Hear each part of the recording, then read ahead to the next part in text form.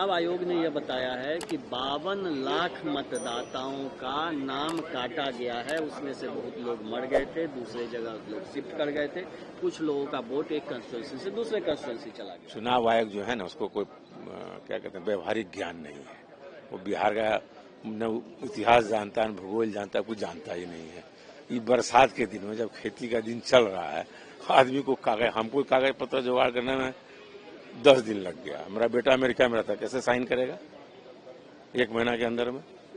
तो कोई व्यवहारिक है कि जबरदस्ती हम लोग पर थोप दिया। अरे कराना था तो 6 महीने का समय देता, पहले से करा लेता। ये तो एकदम कैसे होता है ना, कोई तुगलकी फरमान है चुनाव आयोग। लेकिन आपकी पार्टी से क्या मतलब? हम अपना व्यक्तिगत विचार दे रहे हैं। हमारा बेटा अमेरिका में कैसे साइन करेगा, आप ही बता दीजिए।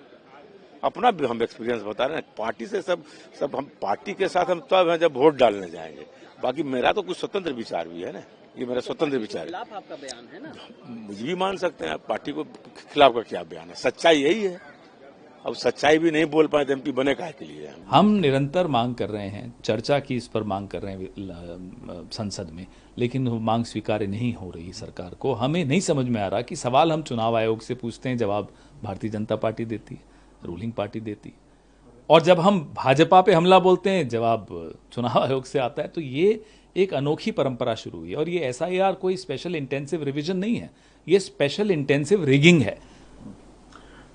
गिरधारी यादव हैं जो JDU के MP हैं, उन्होंने कहा है कि इलेक्शन कमीशन को कोई प्रैक्टिकल नॉलेज नहीं है, ना ही वो जानते हैं हिस्ट्री ना ज्योग्राफी बिहार के बारे में, और ये थोपी हुई लग रही है। जबरदस्ती भाई बिल्कुल ठीक बोल रहे हैं ज्ञानेश गुप्ता जी के विषय में और उनकी चुनाव आयोग के विषय में बिल्कुल ठीक बोल रहे हैं ये।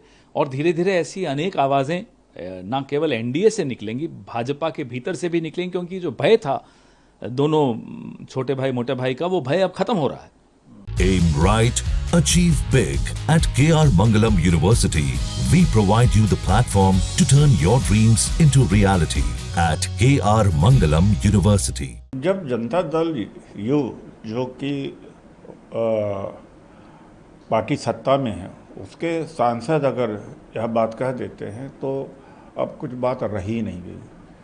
और राजनीति में ऐसे लोगों की ज़रूरत है कि पार्टी के खूंटे से बंद करके कुछ बोलते नहीं। अब 52 लाख वोटर हटाए जा रहे हैं। अब ये कहते हैं कि कुछ तो एग्जिस्ट नहीं कर रहे हैं, कुछ 2 जगह पर वोटर्स हैं, कुछ जगह पर छोड़ के चले गए हैं। तो 52 लाख इन वोटर को कहते हैं कि अपॉर्चुनिटी देंगे अपने को प्रूव करने के लिए कि क्या उनका नाम सही वोटर लिस्ट से हटाया गया है। एक बात तो जिनको इन्होंने सही ठहराया गया है, उसका क्या मापदंड है कि वो सही है?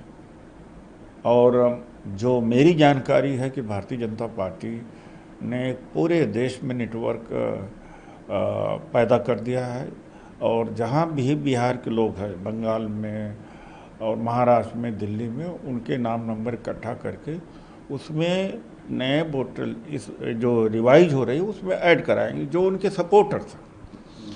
तो ये एक काम महाराष्ट्र में भी किया गया था, तो 2 जगह वोट दे देंगे।